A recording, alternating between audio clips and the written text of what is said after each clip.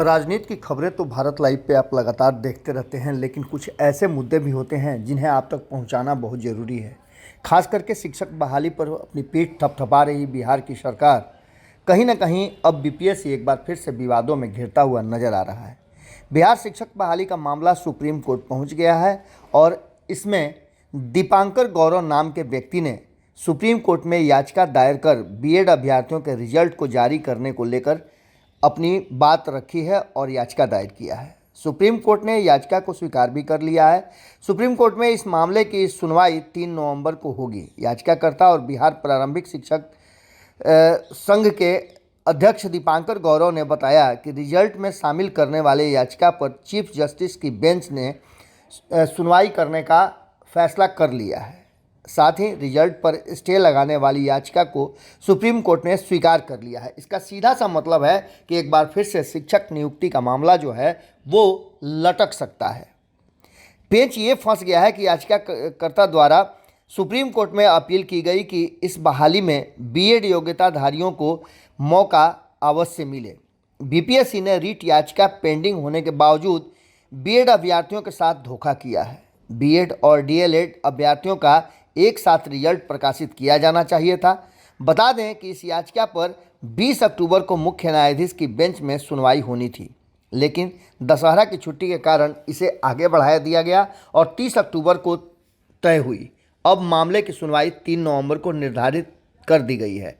दीपांकर गौरव ने बताया कि अभ्यर्थियों ने चुनौती इस बात को लेकर के दी है कि बीएड अभ्यर्थियों को छांटकर प्रारंभिक के 72,000 रिजल्ट सिर्फ डीएलएड अभ्यर्थियों के बीच में दे दिया है।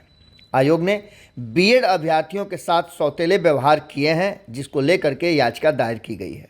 अगर सुप्रीम कोर्ट ने बीएड अभ्यर्थियों के हक में फैसला सुना दिया तो रिजल्ट का क्या होगा यह आप अच्छी तरह से समझ सकते हैं। एक बार फिर से विवादों में ये पूरा का पूरा मामला फंस गया है और उन लोगों ने रिजल्ट पर रोक लगाने की मांग की है। आप समझ सकते हैं कि बीपीएससी द्वारा इसे पूर्णतः पारदर्शी बनाने के लिए प्रक्रिया अपनाई गई थी। सरकार ने भी पीठ थपथपाया था कि 1,70,000 लोगों को हम नियुक्ति पत्र गांधी मैदान में बांटेंगे।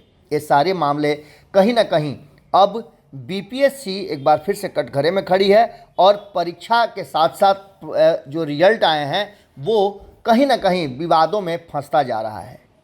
इस बात को लेकर के अभ्यर्थियों का कहना यह है कि सरकार ने इन चीज़ों पर गंभीरता से विचार नहीं किया है और आनन फानन में इस तरह का फैसला ले लिया है। कहीं ना कहीं इसको लेकर के अब राजनीतिक सरगर्मियां भी बढ़ गई हैं और इसके भीतर घालमेल की भी बात की जा रही है। कहा तो यहाँ तक जा रहा है कि इसमें भारी अनियमितता के भी संभावना कम नहीं है।